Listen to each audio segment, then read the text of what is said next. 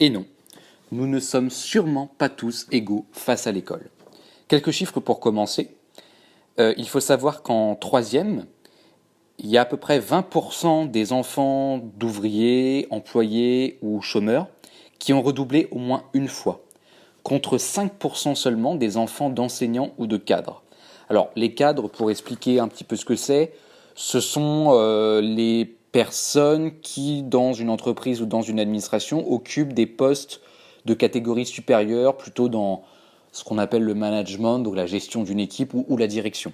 Donc les cadres, si vous voulez, c'est un terme pour désigner les gens dans la société qui travaillent et qui ont, alors en général, un niveau de diplôme plus élevé, qui ont fait de plus longues études et qui ont également un salaire qui va avec, un salaire qui est plus élevé.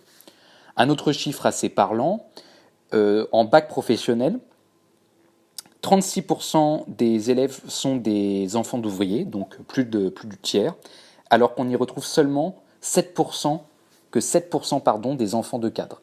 Donc les enfants d'ouvriers choisissent davantage la voie professionnelle et il semblerait que les enfants qui viennent de familles plus aisées, plus riches, choisissent des études plus générales, ce qu'on appelle le lycée général.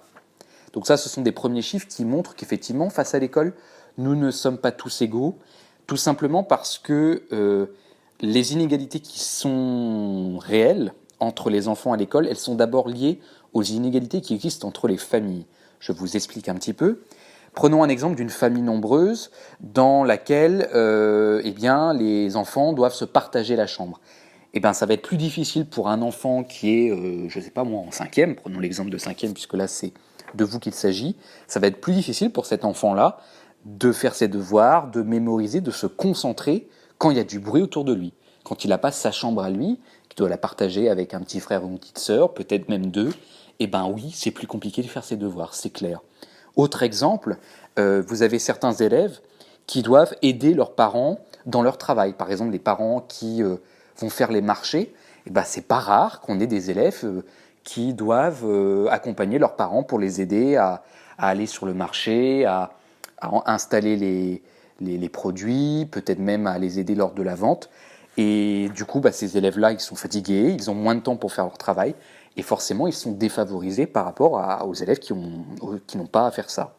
De même, pour des élèves dont les parents soit ne sont pas très présents parce qu'ils travaillent jusque très tard, ou alors ils doivent se lever très tôt le matin pour partir au travail et rentrer très tard le soir, ou alors des parents qui n'ont pas fait d'études, ça va être beaucoup plus compliqué pour eux de recevoir une aide à la maison. C'est aussi pour ça que le dispositif Devoirs faits, il avait été proposé, même si vous y rechignez parfois à y aller. Le but de ce dispositif, alors est-ce que ça marche pas, c'est compliqué à dire, mais ce serait de gommer ça, c'est-à-dire de permettre aux enfants de faire leurs devoirs à l'école. C'est notamment adressé d'abord à ceux qui ont du mal à faire leurs devoirs à la maison, tout simplement parce qu'ils n'ont pas d'aide à la maison. Et encore une fois, ce n'est pas, je dis encore une fois, donc c'est la première fois que je le dis, c'est pas aux parents qu'il faut jeter la pierre, il faut pas en vouloir aux parents. C'est comme ça, mais c'est pas normal. Mais le fait est que entre des parents qui ont fait des études et des parents qui n'en ont pas faites, entre des parents qui sont présents parce qu'ils ont des horaires qui sont des horaires plus normaux, plus faciles à vivre que des parents qui font des horaires très difficiles, oui, les enfants ne sont pas à égalité. Quand on regarde également au niveau des grandes écoles, on se rend compte que ce phénomène, il se retrouve et je dirais même qu'il s'amplifie. Quand vous prenez par exemple l'école polytechnique, qui est une école prestigieuse qui forme notamment les ingénieurs, de grands ingénieurs en France, il faut savoir que près des 2 tiers des élèves de Polytechnique sont issus de familles dont les parents sont cadres supérieurs. Donc en fait, qui rentre aujourd'hui dans les grandes écoles prestigieuses, renommées, qui forment les meilleurs étudiants en France, comme par hasard, c'est à nouveau les enfants de familles qui sont déjà favorisées. Alors quel rôle l'école peut jouer sur les inégalités ? L'école est censée gommer ces inégalités, normalement. Bon, est-ce que ça marche ? Ça, c'est un autre problème. Mais en tout cas, sur la question financière, l'école peut vraiment jouer un rôle. Par exemple, les bourses, que peut-être certains d'entre vous touchent, elles sont quand même destinées d'abord aux enfants qui proviennent de familles défavorisées, qui ont des problèmes financiers. Les assistants sociaux dans les écoles, ce sont des gens qui peuvent intervenir pour aider des familles ou pour régler des problèmes dans des familles. Également, ce qu'on appelle les fonds sociaux à l'école, au collège, ce sont des aides qui sont données à certaines familles pour, par exemple, payer la cantine. Il y a des aides qui existent pour payer la cantine, il faut le savoir.